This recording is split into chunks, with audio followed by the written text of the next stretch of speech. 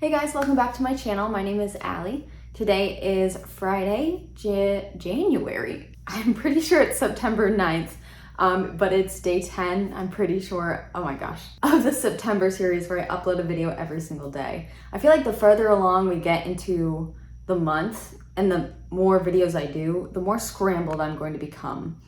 And the more you're gonna see me coming in at night and explaining and guiding you through the vlog. This video is just me getting book mail and then doing a try a chapter tag for 3 out of the 4 of the books.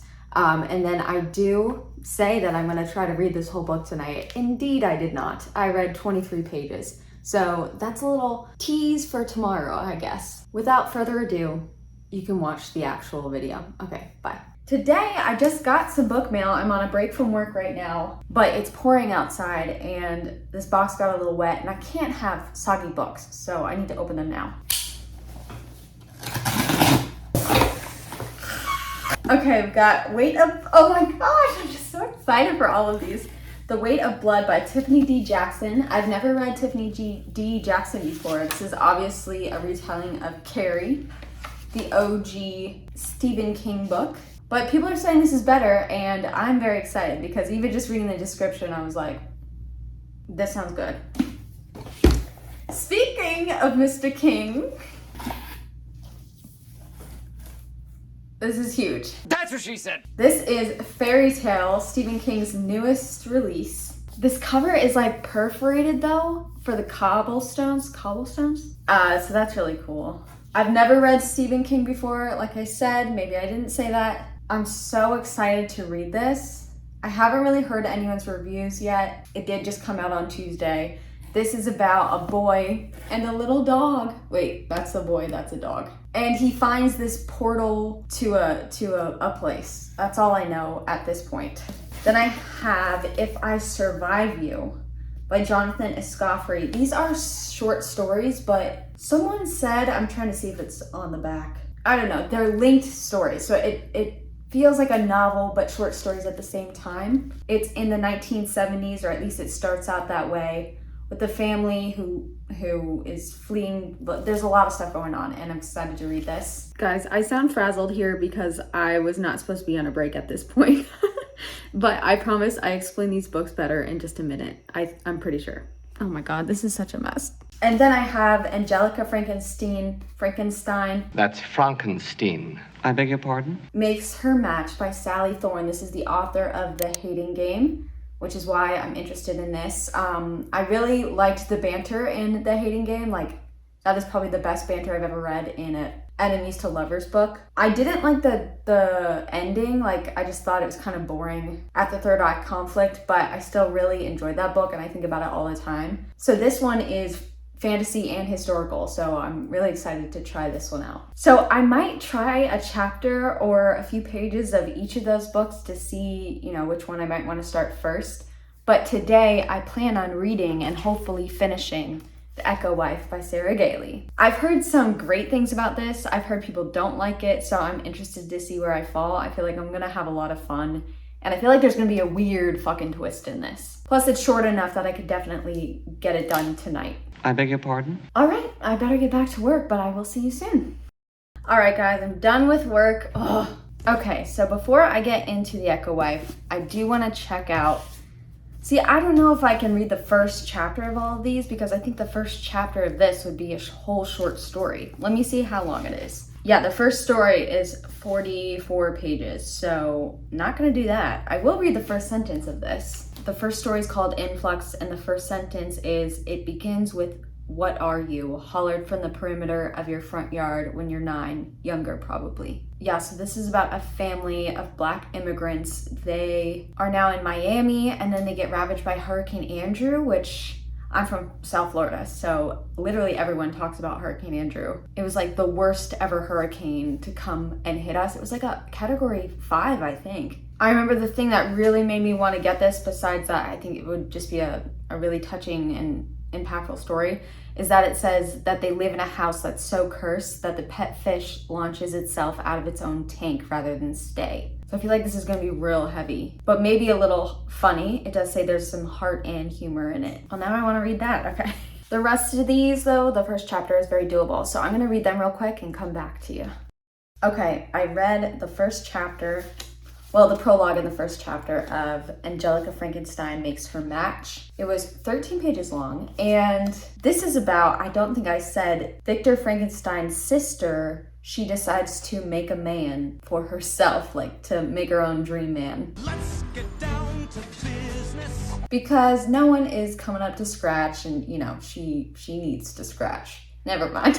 But then it's not on the back of the book, but it's on the Goodreads description that another guy comes into play. I think he's like helping them investigate what happened to the dead man and how he died. So it sounds like there's going to be a forced maybe love triangle, which does not sound very appealing to me right now. But the fact that it's a zombie love interest, that sounds really cool. I don't know that he's going to end up being the actual love though. The only awkward thing is that in the first chapter, Victor and Angelica are just like searching through dead bodies, and they're like casually talking about getting her like a good eggplant, if you know what I mean.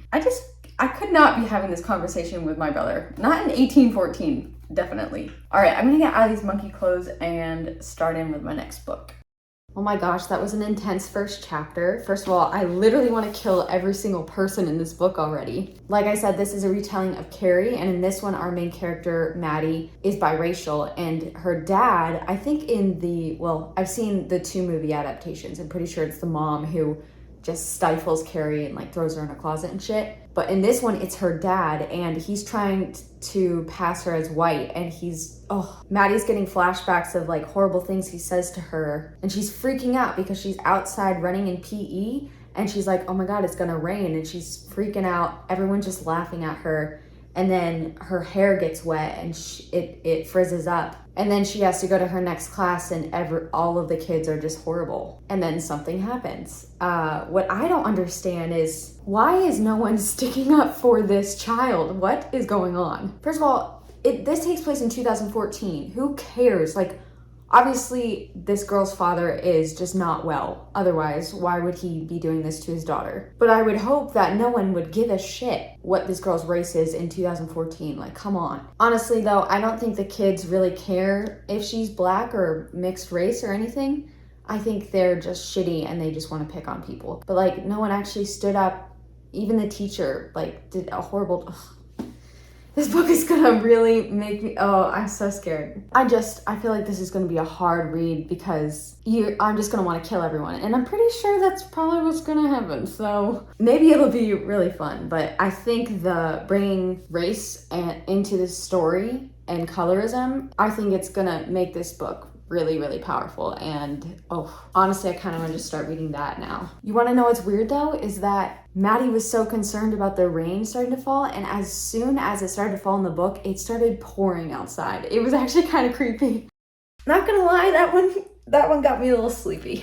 First chapter was 20 pages, and it is very much like the Pallbearers Club, actually. It's reminding me of. It's very descriptive.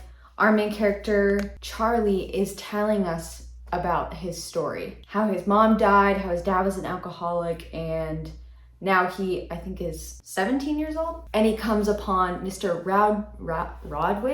Bowditch. And Mr. Bowditch's dog, Radar, who I think we're going to fall absolutely in love with and then be crushed. So really, we didn't get to anything in those first 20 pages. It was really just developing the backstory for our character. I feel like we got a really good sense of who he is and what he's gone through.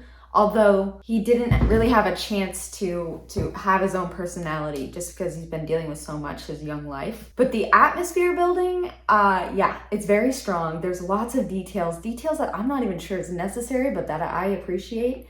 Like random names of people that we'll probably never see again. It reminds me of the Pallbearers Club because that is a memoir. Like, it's not actually a memoir, it's a novel, but the main character is writing a memoir and he's telling us about it. So he's talking to us, much like our main character is talking to us here. So I love stories like that. So I think I could really dig this, although I'm gonna have to drink some coffee because there are a couple times where I had to read the sentence over again because I was like, whoa, I lost you. You lost me. We're lost. I think based on these first chapters, I'm most excited for The Weight of Blood because this got my blood boiling. Oh, blood.